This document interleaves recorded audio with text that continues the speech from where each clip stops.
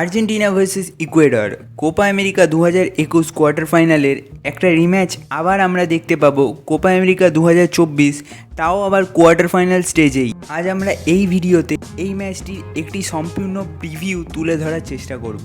শুরুতেই ম্যাচ টাইমিংয়ে আসি। ম্যাচটি কাল অর্থাৎ 5ই জুলাই ফ্রাইডে ভোর 6:30 ভারতীয় সময় এবং ভোর 7টা বাংলাদেশি সময় অনুযায়ী ইউএসের এনআরজি স্টেডিয়ামে অনুষ্ঠিত হবে। ভিডিওর শুরুতেই আর্জেন্টাইন ক্যাপ্টেন লিওনেল মেসিকে নিয়ে কথা বলতে চাই। গ্রুপের শেষ ম্যাচটি তিনি মিস করেছিলেন একটা হ্যামস্ট্রিং ডিসকমফর্টের জন্য, যদিও তিনি এই উইকে ফুল প্র্যাকটিস সেশনে ছিলেন এবং আমরা আশা রাখছি তিনি ইকুয়েডরের সাথে খেলবেন। এবার ফুল টাইম খেলবেন না হাফ টাইমের পর তাকে স্ক্যালোনি ইনক্লুড করবে সেটা এখনও বলতে পারছি না। আর্জেন্টিনা গ্রুপের টপার হিসাবে গ্রুপটি ফিনিশ করেছে উইথ 100% উইন রেকর্ড। স্ট্যাটিস্টিক্যালি বলতে গেলে এই টুর্নামেন্টের যে 3টি ম্যাচ আর্জেন্টিনা এখনও খেলেছে তাদের জন্য এই ম্যাচগুলো এমন কিছু চাপের ছিল না। 3টেতেই আর্জেন্টিনা জিতেছে এবং কোনো গোলও কনসিড করেনি। হ্যাঁ, তবে যে 5টি গোল তারা করেছে এই ম্যাচগুলোতে তা সবকটি সেকেন্ড হাফে এসেছে।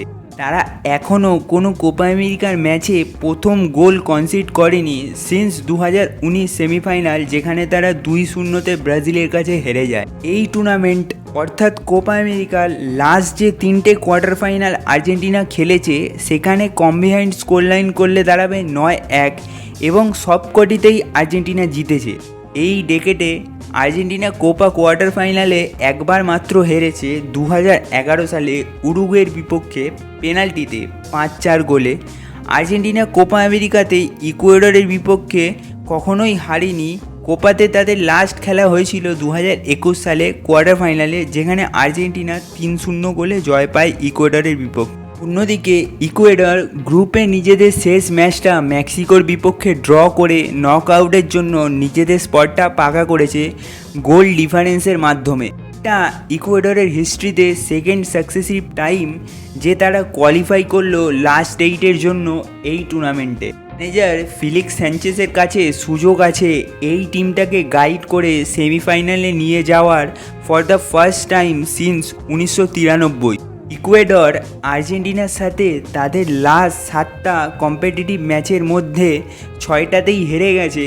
তারা লাস্ট আর্জেন্টিনার সাথে জয় পেয়েছিল 2015 সালে 2-0 গোলে জয় পেয়েছিল। পসিবল লাইন আপসে আসি, আর্জেন্টিনা হয়তো 4-3-3 ম্যাচটা শুরু করবে, কিন্তু মাঠের মধ্যে ফরমেশনটা 4-4-2 হয়ে যায়, এটা আমরা সবাই জানি। স্টার্টিং 11-এর অনেক প্লেয়ার রেস্টে ছিলেন, তারা টিমে ফিরবেন, যেমন অ্যালেক্সিস ম্যাকঅ্যালিস্টার, রড্রিগো ডিপল, কুটি রোমেরো, লিচা মার্টিনেজ। ইকুয়েডরের লাইন আপটা কিছুটা এরকম হতে পারে।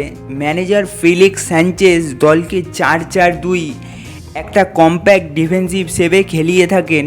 ইকুয়েডরের জন্য রেকর্ড গোল স্কোরার তাদের স্টার এনার ভ্যালেন্সিয়া ফিরে এসেছেন। শেষ ম্যাচ ডেতে তিনি পুরো 90 মিনিটও খেলেছেন। আজকের জন্য ব্যাস এতটাই। এরকমই ফুটবল জাতীয় প্রতিবেদনের জন্য আমাদের চ্যানেলটি সাবস্ক্রাইব করবেন। ভিডিওটি ভালো লাগলে একটি লাইক অবশ্যই করবেন। দেখা হবে আপনাদের সাথে পরের ভিডিওতে। ধন্যবাদ বন্ধুরা।